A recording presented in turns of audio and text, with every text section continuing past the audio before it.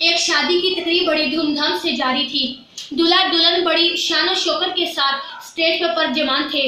دلہن نے دلہا کے کان میں کہا، میں تمہاری ماں کو ناپسند کرتی ہوں، اسے اسٹیج سے اتار دو۔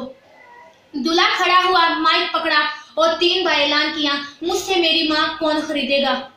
حاضرین پر سناٹا طاری ہو گیا اور پھر دلہا نے کہا، میں اپنی ماں کو خود ہی خریدوں گا۔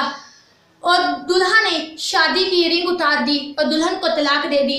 ماں کے قدموں پر بوسہ دیتے ہوئے کہا، ماں میں نے نفع کا سودا کر لیا۔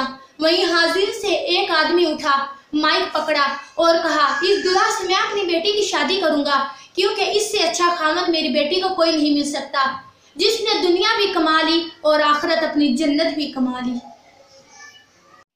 میرے نبی نے فرمایا، تیرا باپ تیری جنت کا سب سے بڑا دروازہ ہے۔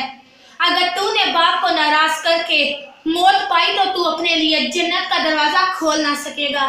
یہ ایک باپ کا مقام ہے۔ میری آپ لوگوں سے ریکویسٹ ہے کہ ماں باپ کی قدر کرنا سیکھیں، کیونکہ ماں کے قدموں تلے جنت ہے اور باپ جنت کا دروازہ۔